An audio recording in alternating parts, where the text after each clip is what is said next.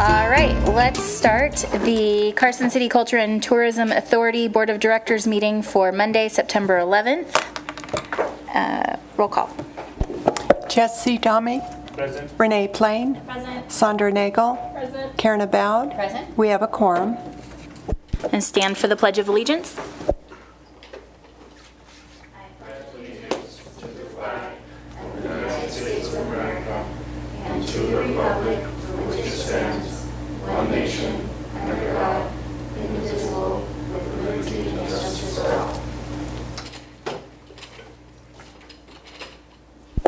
Any public comment? Seeing none, for possible action, approval of the minutes for August 21st, 2017 fiscal year CTA board meeting. I move to approve the minutes of the August 21st, 2017 meeting as presented.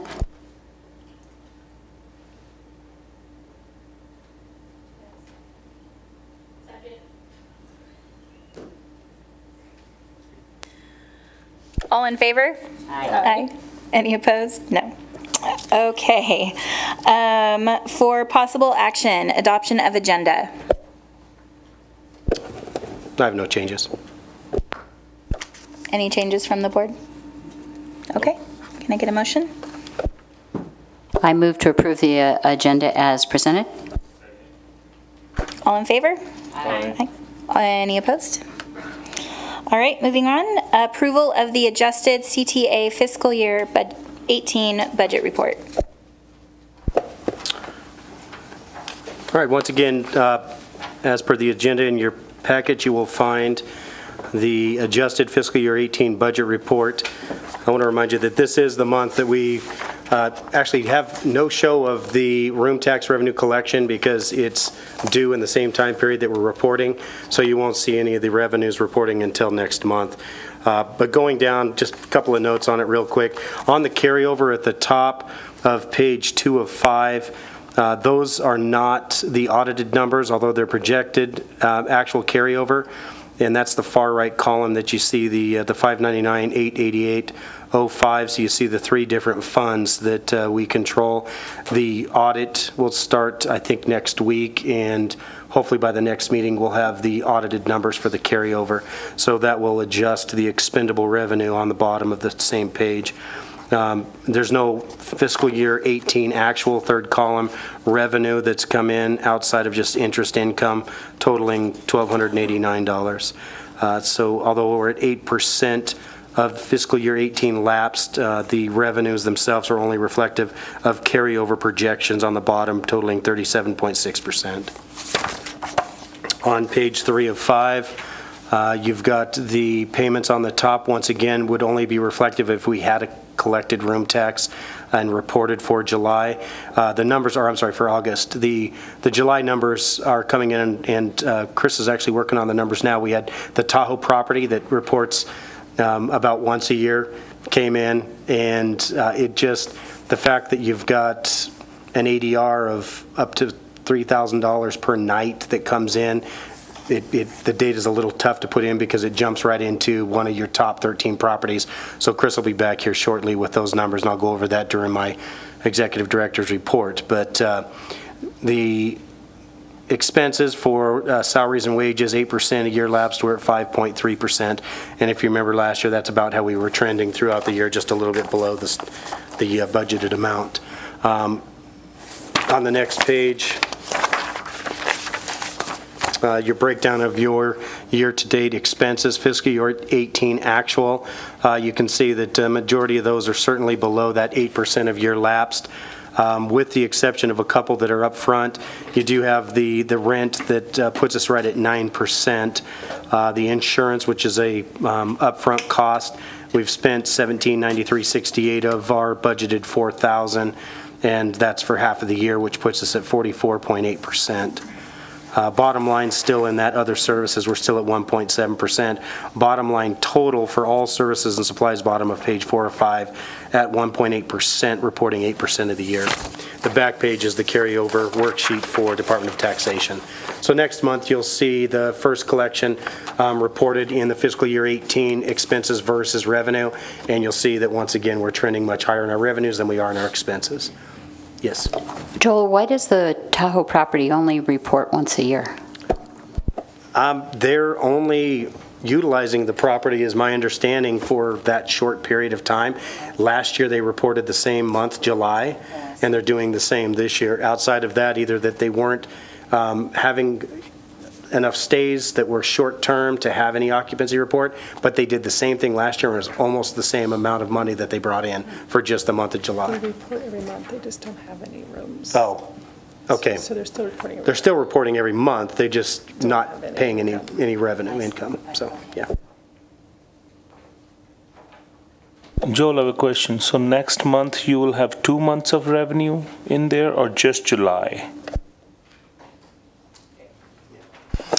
When you get the revenue, the July revenue comes in August. And then at the end of the fiscal year, when the June revenue comes in, we push it back to the last fiscal year. So the June stuff that we received in July was pushed back to 17. June of next year would be pushed back to 18. And- So you have a full year, it just takes a month out to get it into the right fiscal year. Yeah, so next month, we will be reporting the July revenues. The June that we would be reporting now, actually working with Nevada Commission on Tourism today, it was the first time that they reopened the books with Department of Taxation to put our June numbers back into the correct fiscal year. It's always been in the incorrect fiscal year, so, yeah. So we'll be caught back up. We're always 1 full month behind in our room tax revenues, but you will be caught back up on the report next month. Okay. Any other questions on the budget? All right, can I get a motion? I move to approve the adjusted fiscal year 18 budget report as presented through July 31st, 2017. All approve? Aye. Okay. For possible action, approval of ratification of the CTA statement of P-card report for July 2017 and the accounts payable checks for August 2017. Okay, we'll start on page 2 of 4 on the inside of the staff report. Going down, and I'll touch on a couple on this page. Most of them are under that $1,000 that we typically report, but I'll go over a couple of them for you. Going down, you've got 2 in July that we did with the Adventure Sports magazine, and both of those half-page ad purchases were in collaboration with some articles that were featuring epic rides and the area. So it was a purchase that we did with Adventure Sports magazine.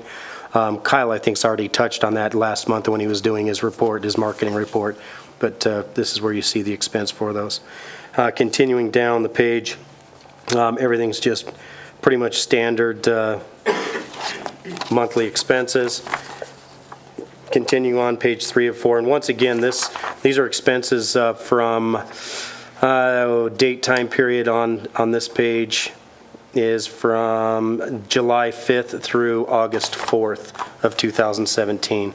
On page 3 of 4, this is the month that we had the transition from our old printing machine to the new one, the Konica Minolta. So you've got a couple of charges here that were from June 26th through July 25th. And once again, June 26th. These are some of the insurance costs, transition costs for the new equipment coming in. You'll see on page 4 of 4 what the cost of the lease will be, plus the payoff that Konica did to pay us out of the lease of the existing equipment. Continuing down that page, most of these, there was some expenses there for bringing people into town. Also, when I had the tour up through Northern California, up into Oregon, both for promotion of the Carson City Off-Road, but I did have a chance to visit the Oregon Coast Train, stayed in Garibaldi there for 2 days and got to look at the operations of the Oregon Coast Train. Had plans to also go into the Mount Hood train, but it was the heat wave in Central Oregon and the fires, and they ended up shutting down, so unfortunately we had to cut short the stay with the Mount Hood train and head back a few days early. But any questions on that before we get to the P cards on the next page? Okay, last page, 4 of 4. Second item down, you can see the credit card charge payment for what we approved and went over last month. That would have been July 5th through August 4th of $7,124.03. Continuing down, you've got, there's a payment for 2 concert sets for an artist during the Carson City Off-Road for Ryan Cassidy. Continuing down, getting into a few more of those. There you see the cost for a month with the Duplo, the secondary piece of equipment that does the numbering and perforation and the cutting of tickets for the Conoco Minolta.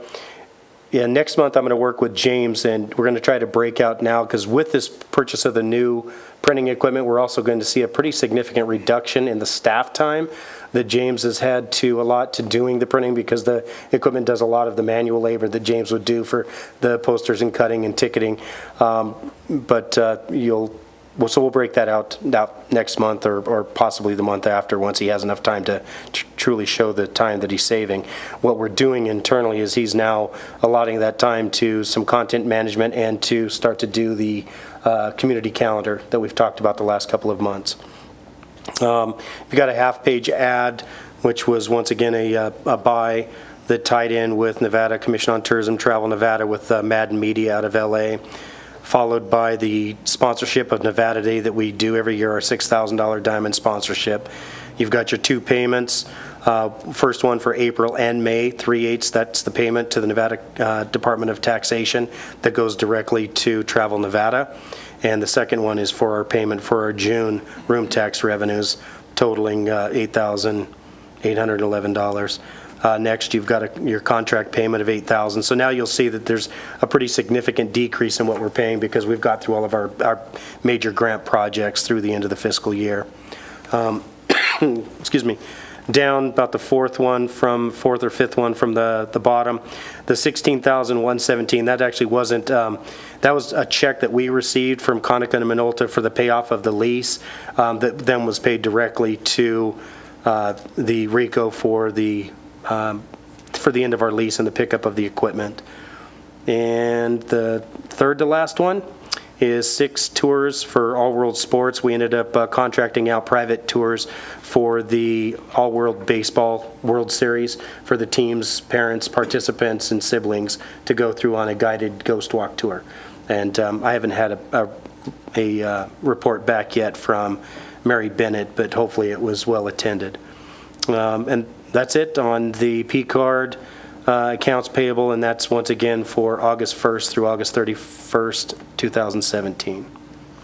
Any questions? Joel, I have a question. How many cell phones we have with Verizon?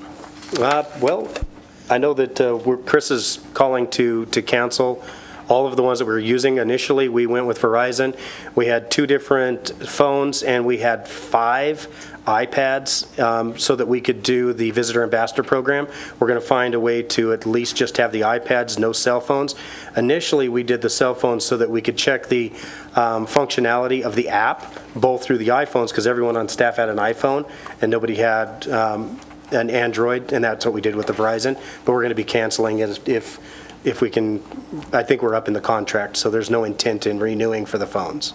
But there were 2 phones and 5, I think, iPads on the contract. Okay.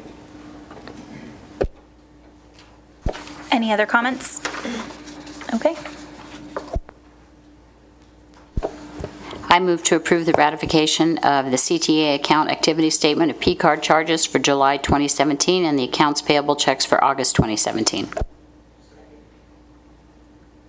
All in favor? Aye. Okay, for possible action, a presentation by the CTA Director of Arts and Culture of artist Michelle Riley and her artwork, Inside the Mind of Da Vinci. Good afternoon. Today I'm going to be presenting for possible action once again Michelle Riley's piece entitled Inside the Mind of Da Vinci. If you recall, last month I walked you through the same slide presentation. I'm going to do it again tonight. And then follow it with some details about the purchase itself. So Michelle Riley is a Carson City artist. Here she is at Bliss Mansion about 2 years ago, taking part of Art on the Front Porch there with the Coalition. The piece Inside the Mind of Da Vinci weighs 5 tons. It's 10 feet tall by 23 feet long by 10 feet wide. Here you see it in its studio being made. On the ground, you'll see an I-beam frame, which is permanently attached to the piece that serves as a transportation pallet, so to speak, for the piece. This piece is made out of concrete and steel. And to make something, let me go back to the last slide. As you see here, Michelle's working on a smaller piece.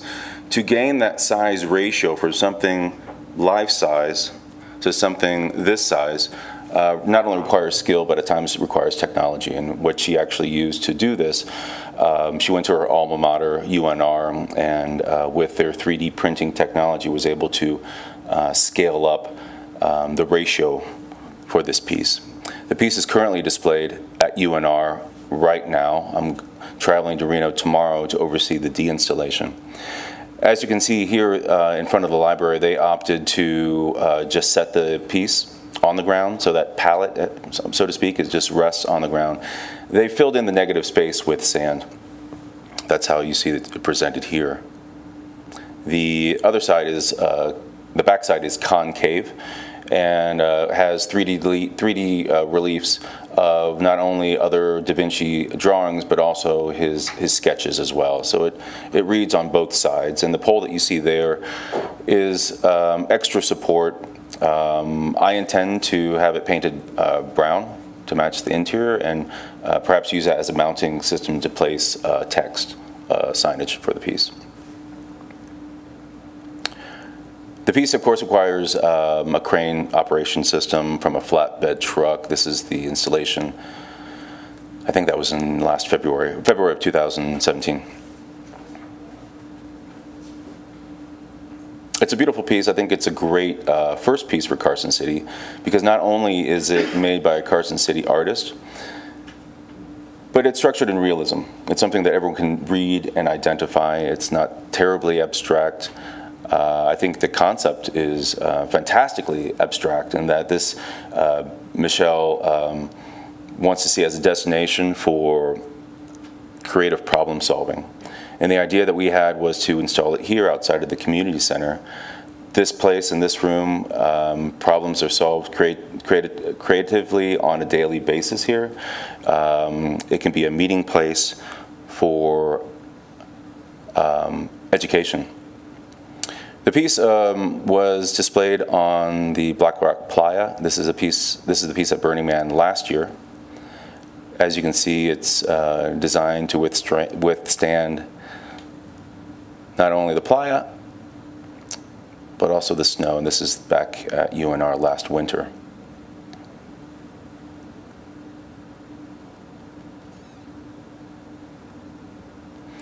This year's theme of the Nevada Day Parade theme this year is arts and entertainment, and it's my intent to have this piece, as you see here, ride in the parade on a flatbed truck. Not only will it be seen by thousands of people daily here on our corner, but also those 20 to 25,000 people that we get in the parade itself. With that, I've been able to secure 2 of the 6 Burning Man founders to be in the parade as Grand Marshal or parade dignitary. And I'll just throw this up real quick. I found this on the way over here. This is this week's Reno News and Review, and it's our Grand Marshal of our parade, Michael. As I was saying, as far as creative problem solving, this Da Vinci piece can be used as a hub for STEAM days, for STEM days. I've reached out to the director of the library across the street. You know, this piece is strategically placed here, but also across the street, to create Da Vinci days, as they have in Corvallis, Oregon, STEAM and STEM days. This is an aerial view of where we are right now. The red star indicates where the proposed installation will be. I've met on site with the director of Parks and Rec, who is here today, as well as other Parks and Rec staff to look over the logistics, the easements, the logistics on having this be installed here.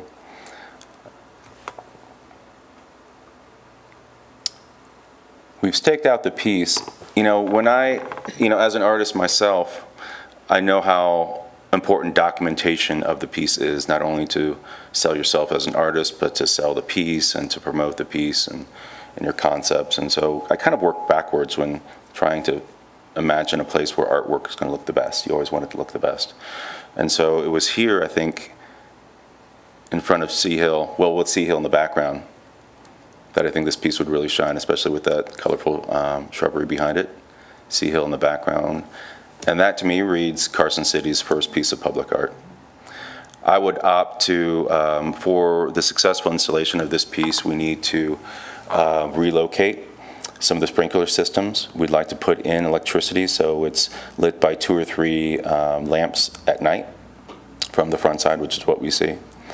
And we would submerge that I-beam pallet 6 to 8 inches in the ground so it's flush with the ground, and then fill it with sand, I think organically. This picture doesn't depict it, but we're going to work to get at least 2 to 3 feet of sand around the entire edge of that sculpture so that there are no problems with lawnmowers or anything, so it allows easy lawn maintenance, so to speak. This is the artist Michelle and the piece last year at the Playa, and this magazine is available at the front door, and you can read more about Michelle. The piece we're going forward, I was just at the Playa this year, and Michelle had another piece out there, a bust of Maya Angelou. And what we saw out there was the artist proof. It was the first sample. And when I saw her at a reception last week or so, she said that she already had purchase orders for 4 editions. So what this tells me is that this piece will increase in value over time, monetarily. I think this can become a fantastic beacon of first, you've seen what the Belief sculpture has done to Reno in becoming a trademark and becoming a symbol. I think this has the same capacity. And because it's rooted in education, I feel even stronger about it. The negotiated price with the artist is a total of $60,000, made in 2 payments, one in fiscal year 17-18 and then 18 and 19. On those 2 years, it would be $30,000 apiece. In the contract, we're going to write that the artist would be responsible, and the artist has agreed to this already verbally, for the maintenance of the piece. After it's deinstalled tomorrow in Reno, it's going to go to the artist's studio here in Carson City on that flatbed, where it will be stored for a little over a month, where she's going to have the opportunity to clean it, to paint it, to tidy it up, but also to coat it with some anti-graffiti clear coat. I've used that before in my mural organization. It doesn't affect the color. You can get it in matte or glossy. So it's going to come to us as the original, in the original condition as the artist intended. In regards to the preparation, the costs that we projected for the preparation of the lawn, for the rerouting of the sprinkler system, for the installation of the electricity, for signage, for crane, and for transport, comes about $15,000. As you know, I'm in the process of writing the policies and procedures for the city of Carson City. What the CTA is proposing today is to purchase this piece, and in an effort to sort of expedite the work to be included in the Nevada Day Fair festivities, to pay that $15,000 up front to negotiate with the city at a later date for the reimbursement in full. Let me give you some dates where I've already presented these ideas. On August 1st, I made a presentation to the Parks and Rec Commission, the same presentation that you see here, and had their full support and interest in installing this piece here at the community center.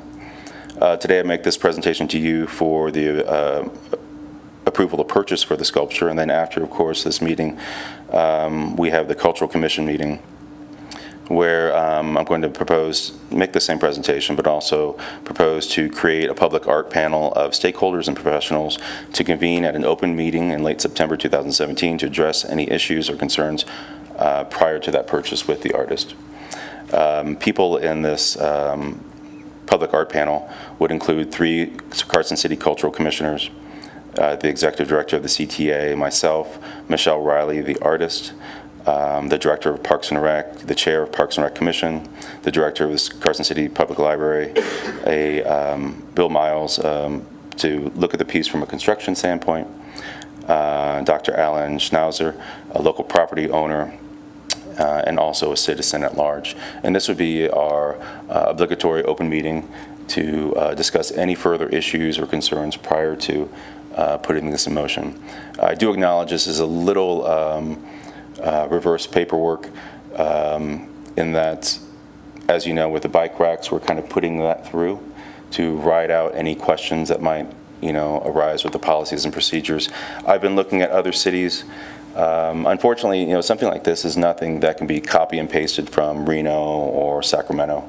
Each city has a different makeup of how it's governed. It has a different population. It has different commissions and different frequencies of how those commissions and committees and boards meet.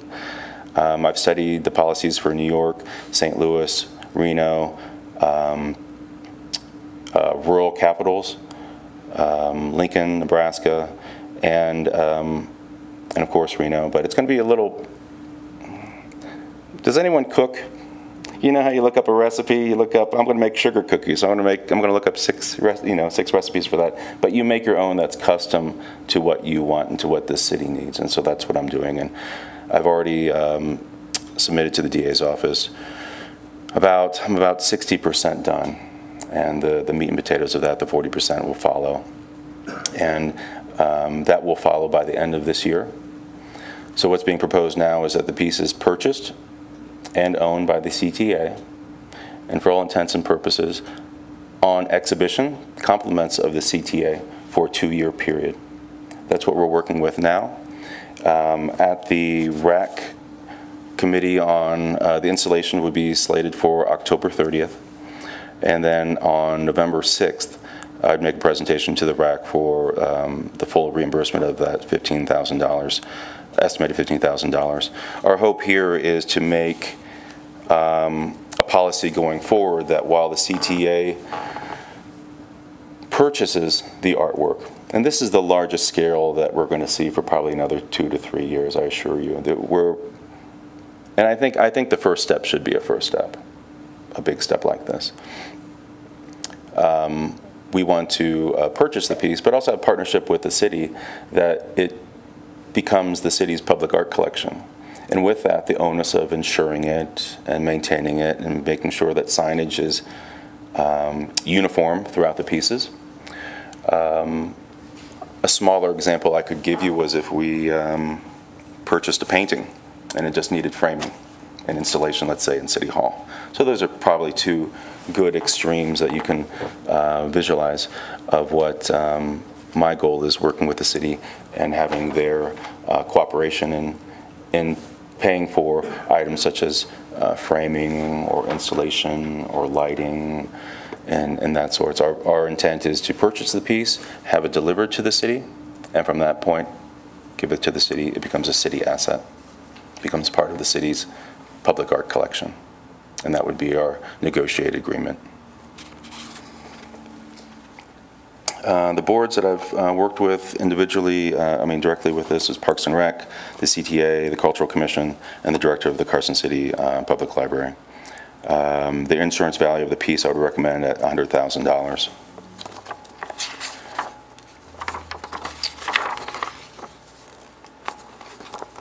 I can give you a breakdown of that estimated $15,000 if you like, but it comes in the manner of rerouting the sprinkler systems, lighting, the crane operation, the trucking.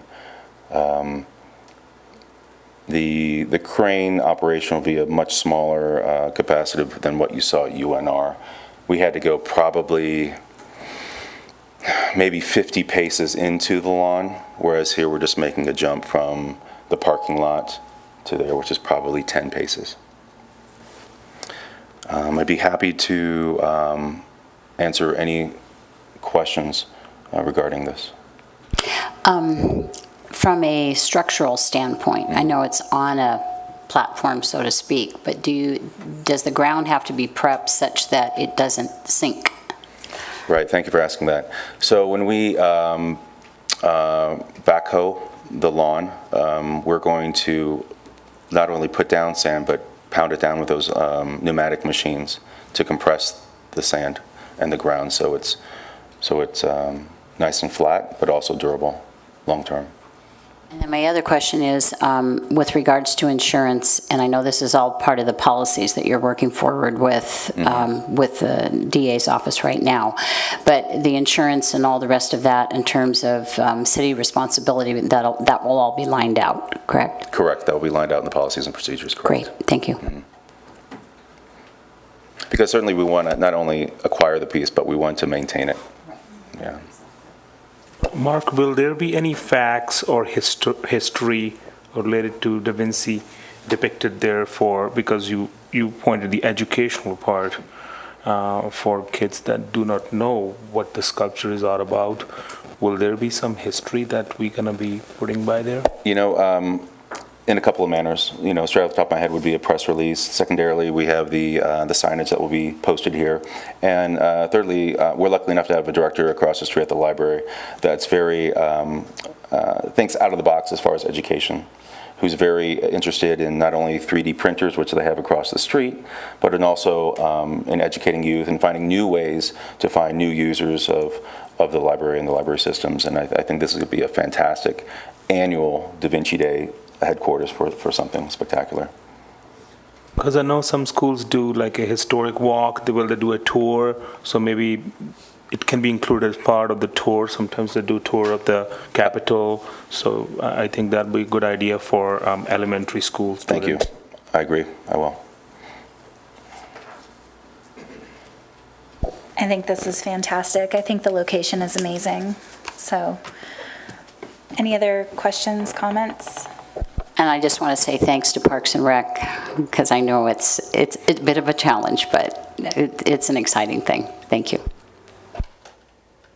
I'm going to have quite a list of thank you cards to send out this Christmas, so Jen's definitely on the top of the list. So the only thing I would like to add as far as a matter of record, as far as the budget for arts and culture, we know that we're operating that as an individual fund. It's a 1% room tax increase. The carryover, the anticipated carryover, and obviously we'll have the final number with our audit, but with the fact that Mark came in October and what we had in a salary savings and what we've had so far this year in revenue coming in, the anticipated carryover from last fiscal year will more than cover this piece with somewhere around $77,000 carryover, although we certainly wouldn't want to use all of our carryover, and that's why the purchase agreement is for the next 2 fiscal years. So just as a matter of record, that where the funding source is coming from.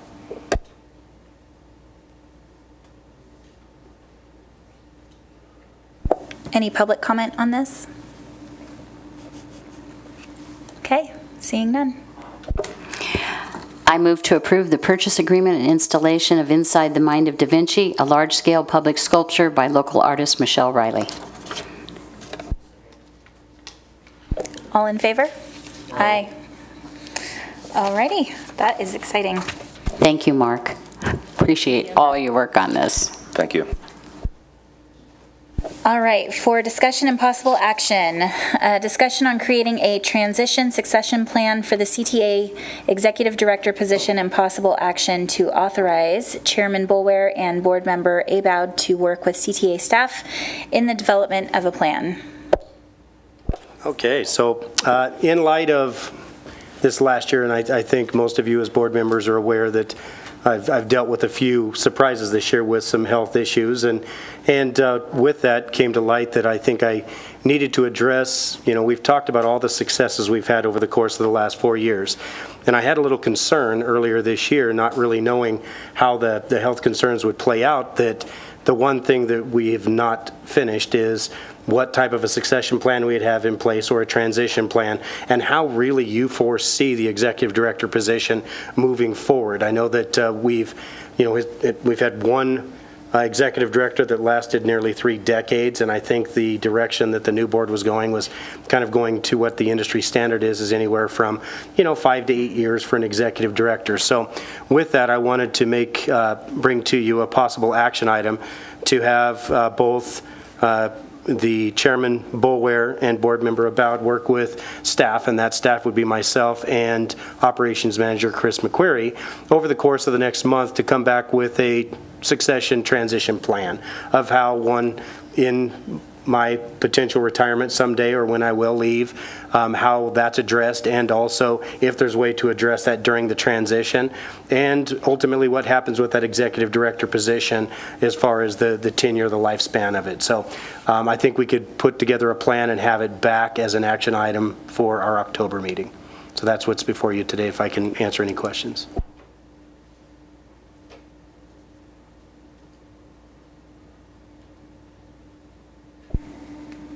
Any public comment? Okay.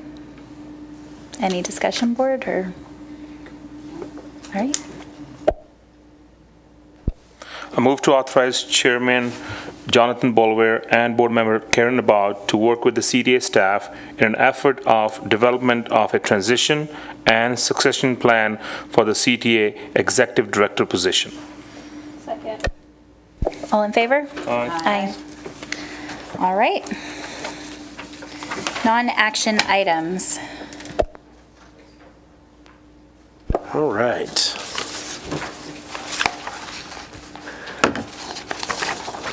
So first thing I want to go over is our occupancy report, and I will have a comparison with the Tahoe property, just so you can see. The report that you have does include the room tax revenue that came in from our Tahoe property. I still think there's people that are shocked that Carson City does have a property in Tahoe, and we own lakefront, and as such, we market Tahoe as an asset that we have, but it's certainly nice to see some room tax revenue contributing to that effort. But going over first, once again, July, if you're going on the top list, room revenue, top 5 properties had an increase of 18.8% in July of 2017 compared to 16, coming in at 1.25 million. Top 13 properties, and once again, this is where in the top 13 properties, because of the Tahoe property coming in, you had one that transitioned up, one that transitioned down in property. So I'll show you the difference. Your report includes the Tahoe property coming in, revenues coming in at 2.3 million. That's above the 2016 numbers of 1.9. That's an increase of almost $450,000 just for July, an increase of 23.1%. Once again, that does include the top 5 properties, but you had the movement of the additional property. Without the Tahoe property, the number would have come in just shy of, it would have been 2,370,000 versus the 2,384,000. But where you see the difference is the average daily rate over on the right-hand column. With the Tahoe property, the top 13 properties came in at 97.22 for the average daily rate. Without the Tahoe property, it would have been 91.53. So that's where you can see the difference of just that one property having an average daily rate of $3,000 plus. So coming in, once again, staying on the room revenue though, RVs they were down a little under $1,500 for July coming in, down 3.1% over 16.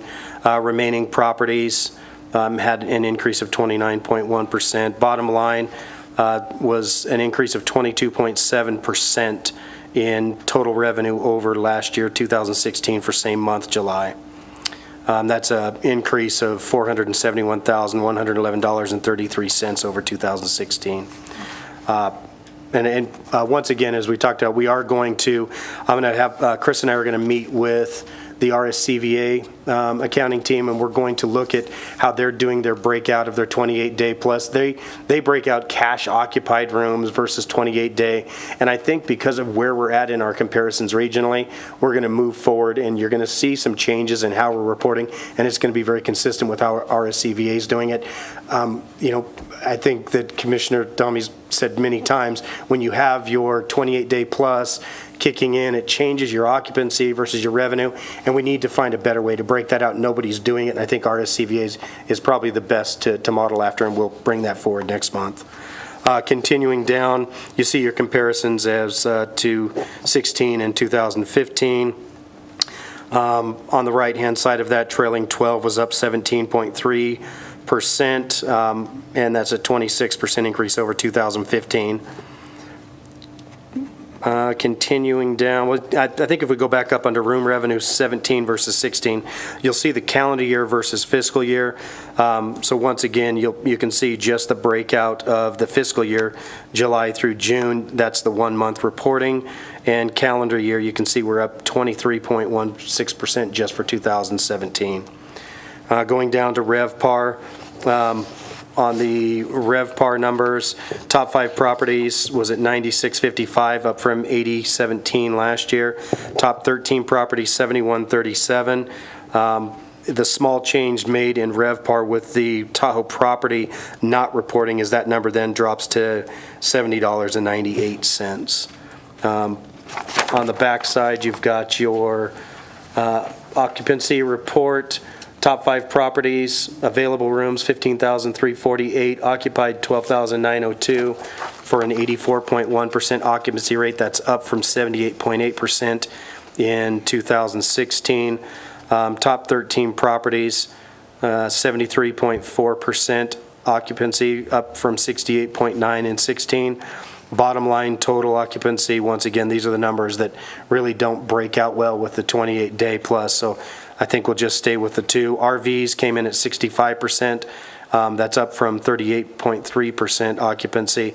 But you can see the difference in that, and the reason why, even though their revenues were down, you can see the available total spaces in 2017 was 2,140 versus 3,549 available spaces in 2016. This is one of the areas we've seen a significant increase in our 28-day plus stays is in our RV occupancy.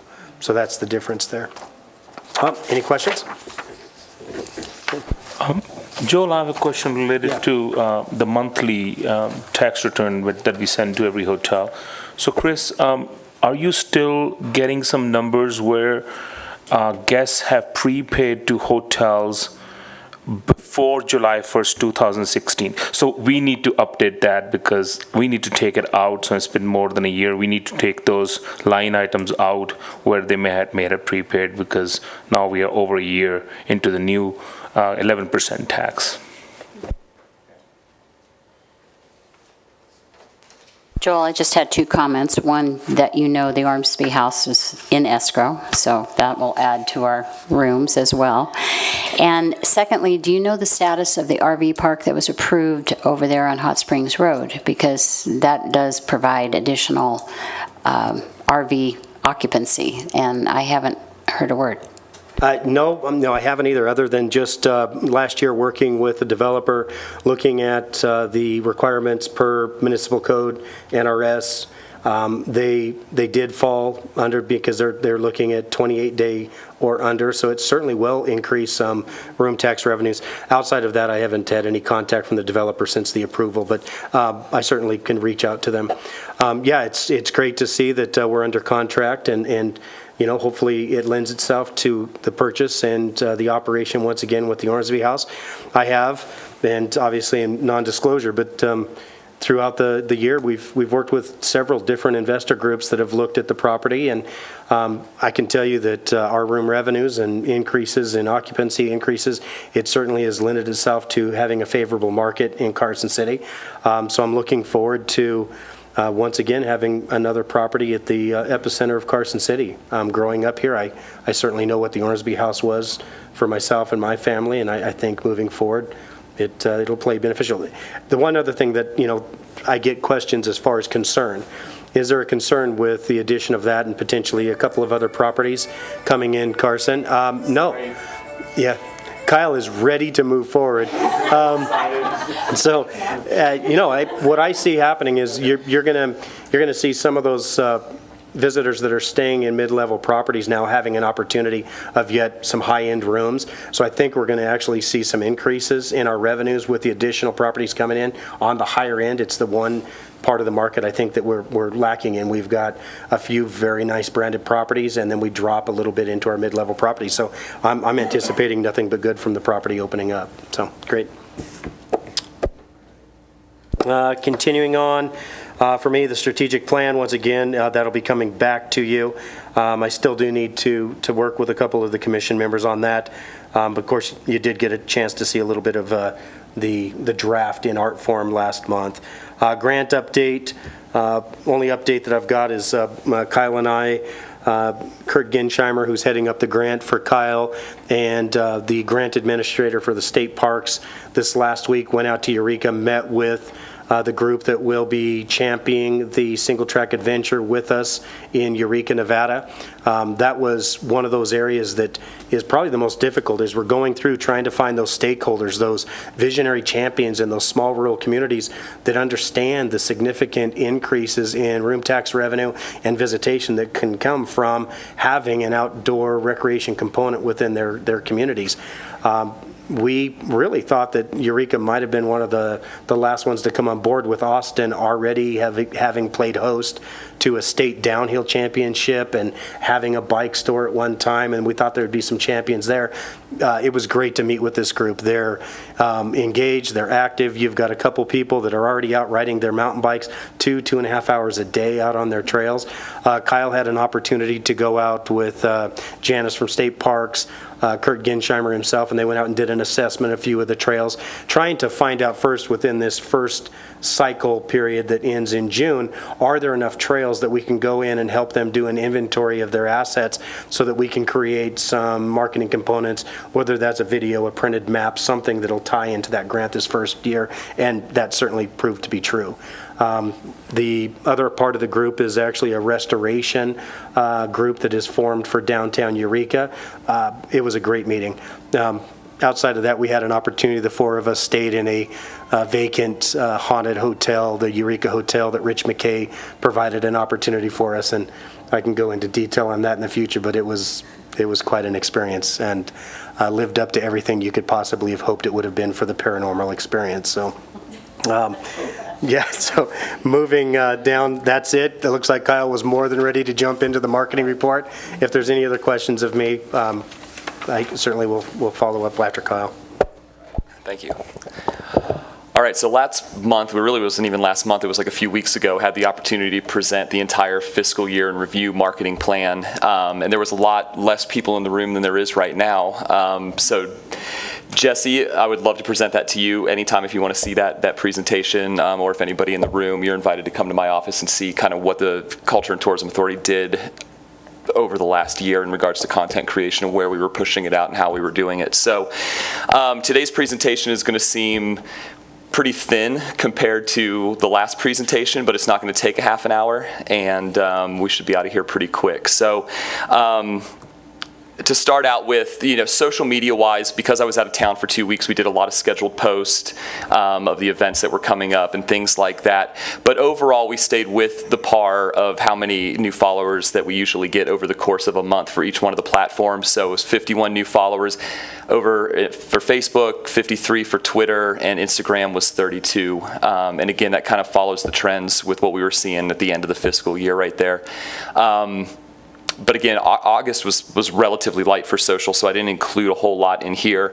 Renee, I do appreciate your advice on spending a little bit more money on social advertising. We'll definitely, we went into that a little bit, and I'll go into that more. The website was kind of the meat and potatoes, because again, as we talked about, everything that we're doing, whether it be the press releases, the social advertising, it all leads back to the website.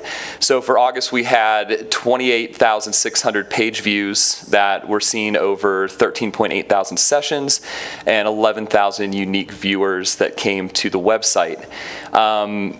Believe the reason we had so many unique users is because we finally got through our first month in August of that remarketing campaign that we worked with Sierra Nevada Media Group with. So that actually is the meat and potatoes of this presentation. Like I said last time, I wanted to bring the results for August back to you guys to see the results of that, and they've been actually really good. So just for the month of August, there was a little over 1,400 click-throughs for the ads that were going out to the 3 communities and the 3 different disciplines. So that was golf, biking, and trains and outdoors. To the website, this campaign's been the third largest referral source back to Visit Carson City, the first one being organic search and the second one being direct. So people who are looking for those particular keywords and us showing up on the first page, then people knowing what they're looking for and coming directly to us. This ad campaign is the third largest referral source. And you can see that who they're referring back, about 83% of them are new users, so they've not been to the website before. Breaking it down individually for the month of August, 302, almost 303,000 impressions served so far.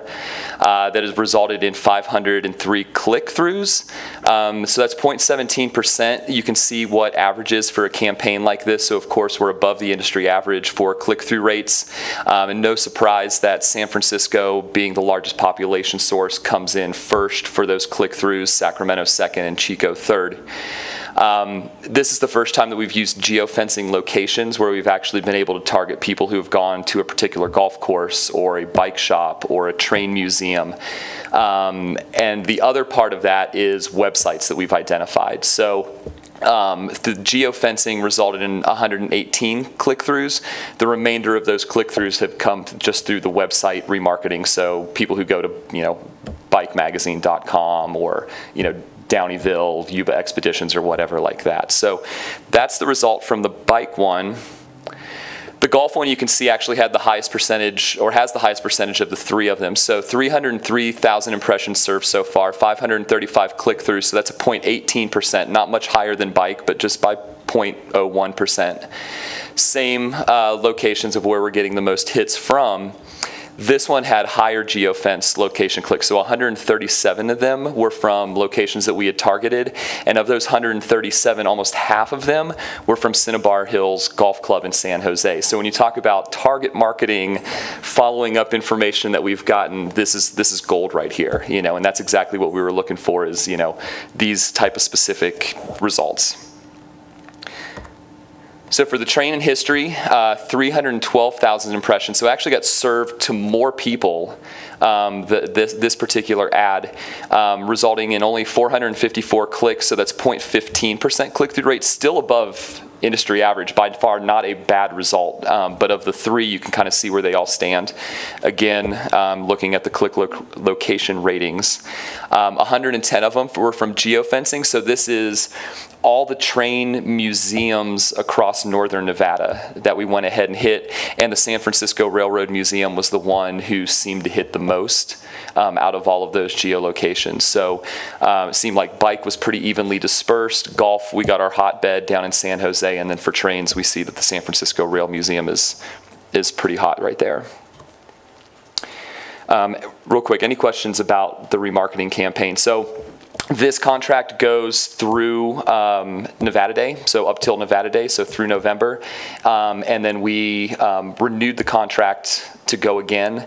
And so right after Nevada Day, when golf season's ending and bike season's kind of slowing down, we're going to start looking at winter sport activities, doing arts and culture as another targeted thing, and really just continuing this on for the entire year, targeting different locations and targeting different activities. So again, we're pretty happy with the success rate of this partnership. A couple upcoming events. I know we're talking about October, but it's going to sneak up really, really quick. We've got the Western Airstream Convention's Urban Rally. We just did a Silver State update with them to talk about that. So that's, again, where I believe 50-plus Silverstream RVs are coming from all over the West. I know for sure as far as Texas, possibly further, and they're parking within the downtown and doing an urban rally. So what we're doing for them, well, it's a wine walk weekend, so the Downtown Business Association is hosting their monthly wine walk, but we're also going to be providing a ghost walk tour, a guided blue line tour by bicycle through Muscle Powered, and also a guided hike through Muscle Powered, a short, easy hike probably to the waterfall or something like that. We're also working with providing some sort of musical entertainment on Saturday night on McFadden Plaza stage. So working with those businesses down there to see kind of what we have going on, just to make it that much more fun of a rally. It's a campground, a camp out in the middle of the city, what could be more fun? We've also got the Nevada Day weekend, and I say weekend because we're all familiar with the Saturday celebration, but the Friday kind of extension of the party is happening again this year, so you'll have what's deemed this year currently as the Passport to Downtown, which was the Road to the Future last year. Inviting and opening up the downtown for people to come explore the businesses. We'll be having the art fundraiser at the Boys and Girls Club that night. We'll also be having Blinky Man that night. So there's going to be all kinds of action going on, as well as Rocky Horror Picture Show. So surprisingly enough, everybody will be up early on Saturday for the parade, which is going to be amazing, and all the activities that follow with that. So just working with Nevada Day to make sure that we've got all of our ducks in a row and everything's going to be good for that weekend. The final slide is just the updates, the calendar. I've been working with James on trying to streamline the amount of filters that people can choose from, and just kind of making the look of the calendar when you get onto it less intimidating. The fact of the matter is he is putting a lot more events on in these meetings, so from a content standpoint, it is still looking pretty intimidating. But we're working on seeing with the events calendar widget to see if we can't filter out all the stuff that would be secondary and only put the primary information on the calendar, the real meat and potatoes events, and somehow have that filter pop up first, and then give people the option to filter in more events or filter in more stuff if they're interested in, say, the arts and culture events or the downtown events or train events or some of those other filters that we have, all the way to educational. I mean, the filters are starting to get pretty long as we're adding the events in, so what we don't want is all of them there first, but just kind of offering a little bit at the beginning and have them filter in what they like. So that, again, is kind of work in progress with the Events Calendar Pro widget that we have. The Highway 50 Single Track Adventure Grant, as Joel said, we were out in Eureka. They do have some really great space out there that is going to have some amazing trail that's going to be worth people stopping, and the community is going to be able to back that up, no problem. But they're a little far behind in developing the trail, so we are going to have to figure out what kind of content we're going to create in that kind of incipient stages. But the video that kind of popped on prematurely, I want to show you. This is the first video that's completed for Ely. So Ely, we went out in the beginning of June and was there for their Fears, Tears, and Beers event. Have I shown this before? I don't think so. Okay, good. So anyway, went through the process of kind of telling their story of a trails community that has a really killer event, which is kind of the theme that we're going with for these videos, and then ultimately creating video to connect all of these individual videos into one large marketing piece. The Carson City video, there's going to be another shoot next week to get some needed content to finish that one up, and then I'll go ahead and show you the Carson City one at that time. So.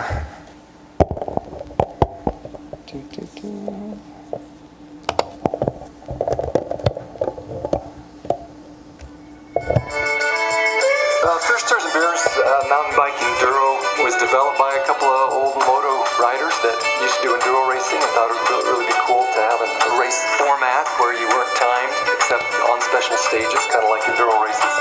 We just thought it would be a fun way to do it. So we're probably one of, if not the first enduro event in the United States and North America. The Ely area I feel is kind of unique with the sagebrush, high desert. The Forest Service has really jumped in and wanted us to create trails and trail network on the North Mountain, and specifically the Ward Racket area. We're looking at 50 miles new trail building hopefully within the next 5 years.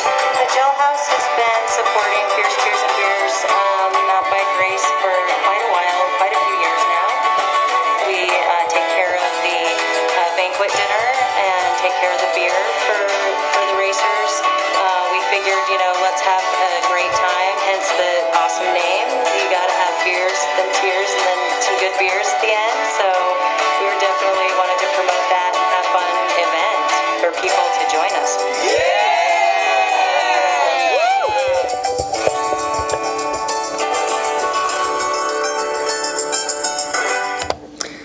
So again, it's a video that we get to use in the grant project, but it's also a video that's branded for Ely as well, that they get to use, the race gets to use, Travel Nevada gets to use. I mean, this is content that again, these communities, even though they have the trails, they don't have this to put it out there. So, I think everybody in Ely was pretty happy with how that one turned out. And I know the Carson one's going to be equally as good. Oh, man. All right, so I think so the last one was the interactive mapping. I'll just go ahead and close this out. We have a meeting tomorrow, I believe, for the interactive mapping.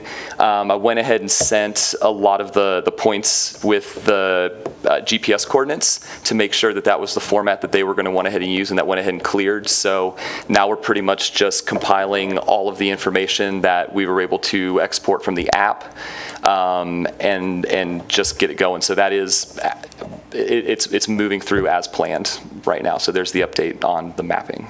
Any questions? Thank you.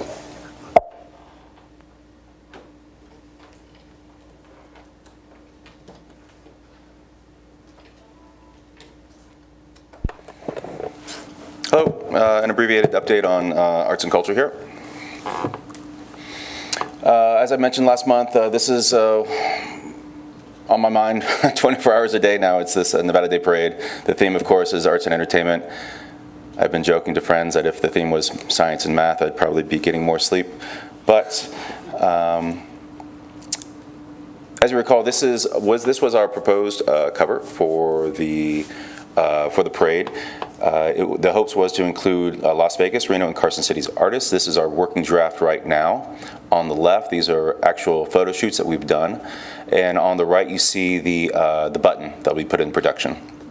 Beautiful, those parasols that you've seen before. Artistic bike rack update. All 5 artists have returned their contract. We've had it countersigned and sent out to them. All 5 artists have had surveys with Public Works at their location. They've been put in touch with the sponsors, and we actually have one artist who has already submitted the design to me. Now the onus is upon me to get our guy out in Mountain House to meet with us and get that underway. So lots of progress there. Additionally, some of the sponsors who opted just to have a 4-inch by 6-inch bronze plaque on the pre-existing bollards, I just picked those up the other day down the street, and we're going to have those installed by PW as well. I was really grateful that our Cultural Commissioner Lupe Ramirez invited Joel, Kyle, and I to WNC on August 25th. There was a crowd of about 120 new Hispanic freshmen with their families. The presentation was both in Spanish and in English. We opted to speak in English. But really, reaching out to that 25% of our population, not only for arts and cultures, but every event in Carson City. I mean, if we can get them a part of our day-to-day operations here, I think that's going to be a benefit for them and us. Of course, I was out in Burning Man thanks to Michael and Crimson for inviting me out there. This is the photograph I took when I was out there. A great opportunity everyone who in the art world is out there. And it was a great opportunity to maintain those relationships and build upon them, not only for public art, but programming throughout the state. And then I was happy to be a part of the Boys and Girls Club Luau this past weekend. And the table that I purchased, I decided to see if I could invite people from the Nevada Indian Commission, people from the Nevada Arts Council, and people from History and Museums. My thought process there was just to get a little commingling going on and see how we could communicate as board members, as staffers, and come up with new opportunities for tourism. And then, as I like to do, just throw in any press that we've received in the past 30 days since our last thing. And if you haven't read this is a great article by Brett Fisher. Very, very complimentary towards what we've been doing here in Carson City. And if you want to know what's going on, check out that article. It's very long, and I thank Brett for that. And that's it.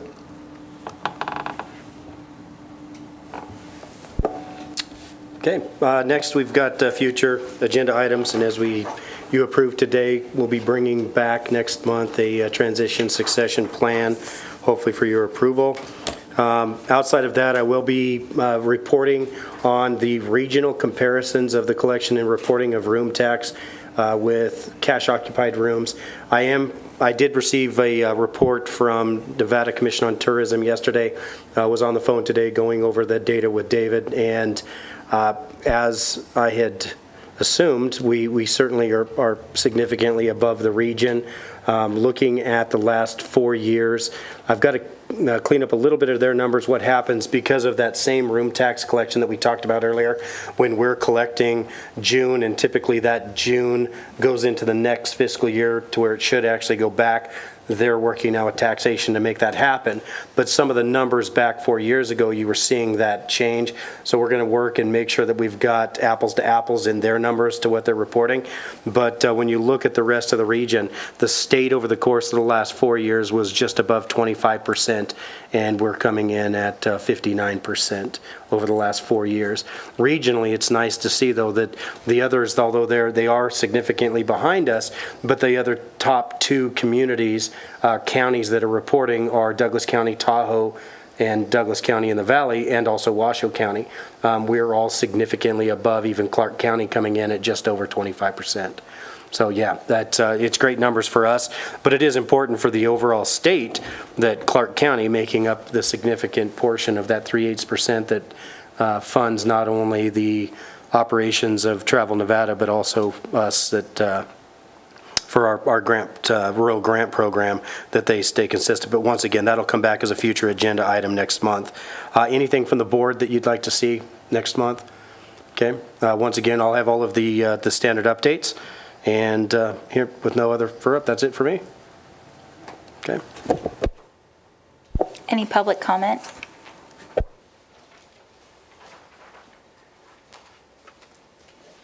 Upcoming meetings, our next meeting, I'm sorry.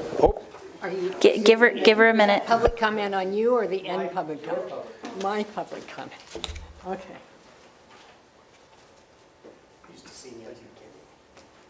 I know. Well, I came because this commission transition is. I got mine today too.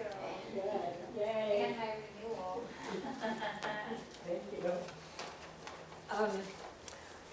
I'm Sharon Ross with Capital City Arts Initiative. Thank you for your hospitality. CCAI is, we have our Nevada Neighbors series starting up again this month, and something that I hope will pique your interest. We're bringing Diane Kripe from the Sacramento Metropolitan Arts Commission, and she's talking about the very successful public art program that they've had going for a number of years in Sacramento. So the title of her talk is Public Art, Creating a Sense of Place.